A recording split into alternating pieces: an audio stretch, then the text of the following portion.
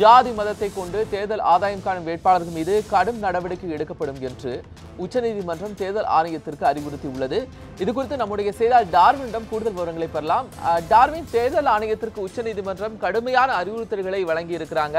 குறிப்பாக ஜாதி மதங்களை அடிப்படையாக கொண்டு ஆதாயம் தேடும் வேட்பாளர்கள் மீது கடும் நடவடிக்கை எடுங்கள் அப்படின்னு தேர்தல் ஆணையத்திற்கு அறிவுறுத்தி இருக்கிறாங்க. வேறு என்னென்ன விஷயங்களை எல்லாம் உச்சநீதிமன்றம் தெரிவிச்சிருக்கு சார்ந்து? அதாவது ஜாதி மத ரீதியாக தொடர்ச்சியாக இந்த சமூக வலைதளங்களிலும் மீடியாக்களிலும் பிரச்சாரம் மேற்கொள்ளக்கூடாது என உத்தரவிட வேண்டும் என கோரியும், மேலும் இதுபோன்று ஜாதி மத ரீதியாக பல்வேறு பிரச்சனைகளை உண்டாக்கும் மற்றும் இந்த பிரச்சாரங்களை முன்வைப்பவர்கள் மீது நடவடிக்கை எடுக்க வேண்டும் என கோரி மனு சுகானி என்பவர் ஒரு உச்சநீதிமன்றத்தில் ஒரு மனு தாக்கல் செய்திருந்தார். அதில் குறிப்பாக பார்த்தோம் என்றால் சமூக வலைதளங்களில் இது போன்ற மத பிரச்சாரங்கள் நடப்பதாகவும், எனவே இதற்கு ஒரு கட்டுப்பாடு விதிக்க வேண்டும், மேலும் இது விதிமீறும் வேட்பாளர்களை தகுதி நீக்கம் செய்ய வேண்டும் என கோரியும் அவர் தன்னுடைய வேட்பு மனுவில் அவர் தனது மனுவில் கோரியிருந்தார். குறிப்பாக பார்த்தோம் என்றால் உத்தரப்பிரதேசத்தில் யோகி ஆதித்யநாத், அதே போன்று மாயாவதி உள்ளிட்ட பலர் தங்கள் இந்த மத ரீதியாகவும் மற்றும் ஜாதி ரீதியான இந்த பிரச்சாரங்களில் ஈடுபட்டு வருவதையும் சுட்டிக்காட்டியிருந்தார்.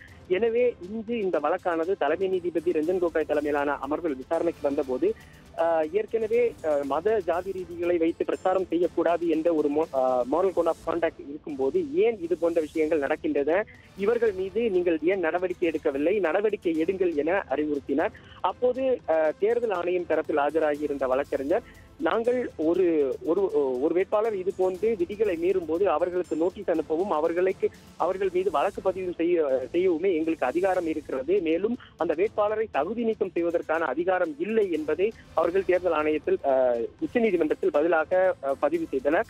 அதற்கு நீதிபதிகள் இது போன்ற விஷயங்கள் நடக்கும் போது அதற்கு அது தொடர்பான வேறு என்ன மாதிரிப்பட்ட நடவடிக்கைகள் தேர்தல் ஆணையம் மேற்கொள்கிறது, இதை கட்டுப்படுத்துவதற்கு என்ன போன்ற நடவடிக்கை எடுக்கிறது என்ற கேள்வியை எழுப்பியதோடு தேர்தல் ஆணைய அதிகாரி நேரில் நாளை ஆஜராகி இது தொடர்பாக விளக்கம் அளிக்க வேண்டும் எனவும், மேலும் இது போன்று விதிகளை மீறுபவர் மீது இது போன்ற நடவடிக்கை எடுப்பது தொடர்பான விதிகள் இருக்கின்றனவா என்பதையும் அவர்களுக்கு தெளிவுபடுத்த வேண்டும் எனவும் உச்சநீதிமன்ற நீதிபதிகள் தற்போது தேர்தல் ஆணையத்திற்கு ஒரு உத்தரவை பிறப்பித்திருக்கிறார்கள்.